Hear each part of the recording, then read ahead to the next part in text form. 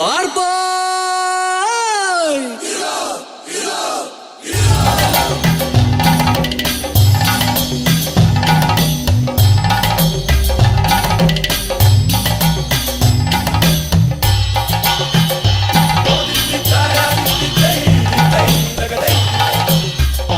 കേട്ട ലോകമെമ്പാടുമുള്ള മലയാളിയുടെ ഹൃദയത്തിൽ 1000 മധുരിക്കുന്ന ഓർമ്മകൾ ഓടിയെത്തും.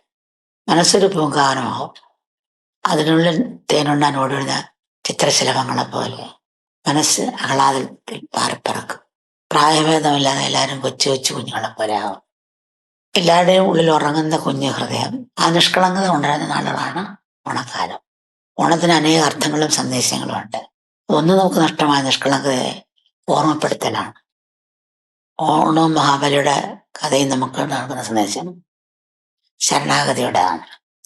നമ്മൾ വെട്ടിപ്പിടിച്ചതും സ്വന്തമെന്ന് കരുതിയതിനും നമ്മെ രക്ഷിക്കാൻ കഴിയില്ലാന്ന് തിരിച്ചറിയുമ്പോൾ മഹാബലി വാമന മുമ്പിൽ തലകുനിച്ചതുപോലെ അവിടത്തേച്ച് നടക്കട്ടെ എന്നൊരു ഭാവം നമുക്കായി വരും. അവസ്ഥയാണ് എല്ലാം പറഞ്ഞുള്ള ശരിയായ ആഘോഷം. ഒരുമയുടെയും പങ്കുവയ്ക്കലിന്റെയും ഭക്തിയുടെയും ഈശ്വര സമർപ്പണത്തിന്റെയും അങ്ങനെ അനേക മൂല്യങ്ങളുടെ സന്ദേശമാണ് തിരുവോണം വന്നെത്തുന്നത്.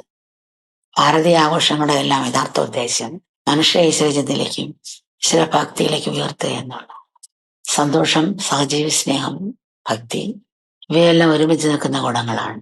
ശരിയായ ഭക്തിയുള്ളത് മാത്രമേ ജീവജാലങ്ങളോടുള്ള സ്നേഹം ഉണ്ടാവുള്ളൂ. അവിടെ മാത്രമേ നീണ്ടു നിൽക്കുന്ന ശാന്തിയും സന്തോഷവും ഉണ്ടാവുള്ളൂ. അതുകൊണ്ടാണ് ഓണാഘോഷത്തിൽ പങ്കുവയ്ക്കലിനും ഭക്തിക്കും ഒത്തൊരുമിച്ചുള്ള ആഹ്ലാദത്തിനും ഒരുപോലെ പ്രാധാന്യമുള്ളത്.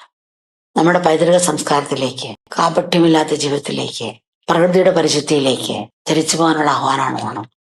ഓണക്കാലത്ത് ചെടികളും വൃക്ഷങ്ങളും തങ്ങൾക്കുള്ളിലെ പൂക്കളെ ലോകത്തിന് വേണ്ടി പുറത്തെടുക്കുന്നത് പോലെ നമ്മുടെ ഉള്ളിലെ നന്മയെ നമുക്ക് ഉണർത്താം.